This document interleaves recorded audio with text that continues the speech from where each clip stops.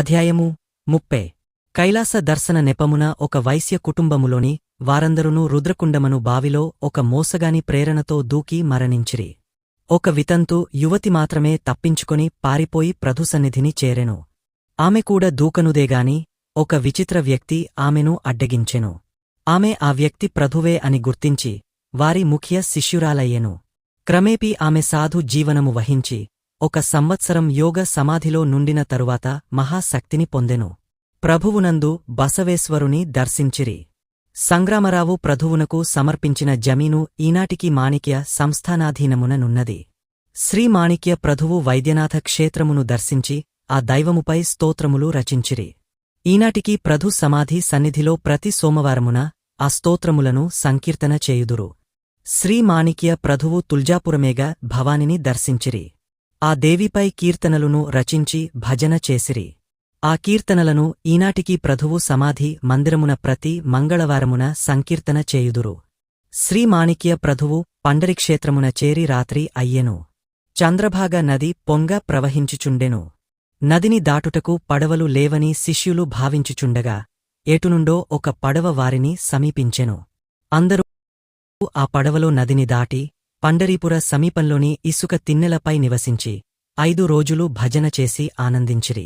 శ్రీ మాణిక్య ప్రభువు సామాన్య యాత్రికుని రూపమున శ్రీ పాండురంగుని దేవాలయమున కేగరి వారి మురికినిండిన శరీరము చిరిగిన బట్టలు చూచి అర్చకులు వారిని అడ్డగించిరి, కొట్టిరి.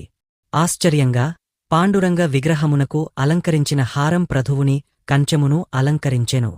పాండురంగ విగ్రహము కదలసాగెను. అర్చకులు ఆశ్చర్యచకితులై ప్రభువును గుర్తించి ఆయన పాదములపై పడిరి. శ్రీమాణిక్య ప్రభువు పుణ్యక్షేత్రాలు దర్శించి కాశీ, ప్రయాగ, గయ, హరిద్వార్, గంగోత్రి, కేదారనాథ్, బదరీనాథ్, మహాలి, జగన్నాథ, తిరుపతి క్షేత్రములను సందర్శించిరి. తిరుమలలో శ్రీ వెంకటేశ్వర స్వామిపై స్తోత్రములు రచించిరి. ఆ కీర్తనలను ఈనాటికి మాణిక్యనగర మందలి ప్రభువు మందిరమున ప్రతి శుక్రవారమున సంకీర్తన చేయుదురు. ప్రభువు గనగాపురము, కొల్హాపురము, నరసింహవాడి, మధోళి క్షేత్రములను దర్శించిరి. కేతకి సంగమమున ఒక అశ్వత్థ వృక్షమున క్రింద మట్టిచే కప్పబడియున్న శివలింగమును వెలికి తీయించిరి. అప్పటివరకు ఆ లింగమును ఎవ్వరికీ తెలియదు. సాధారణంగా కేతకి పుష్పములతో శివుని పూజించరు. కాని ప్రభువు ఆ పుష్పములతో అర్చించు దలచిరి.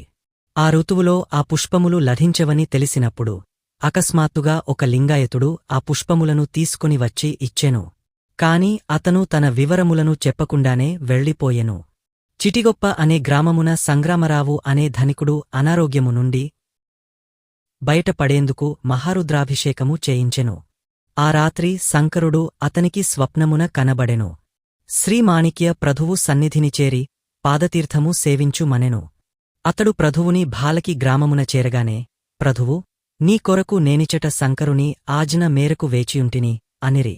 ప్రభువు పాదతీర్థము సేవించి సంగ్రామరావు ఆరోగ్యము పొంది తన గ్రామమునకు రాజ లాంఛనములతో వెళ్ళెను. ప్రభువు ఆ గ్రామమున అఖండేశ్వరుని ప్రతిష్ఠించిరి. అచ్చటి లింగాయతులు ప్రభువును అనుసరించిరి.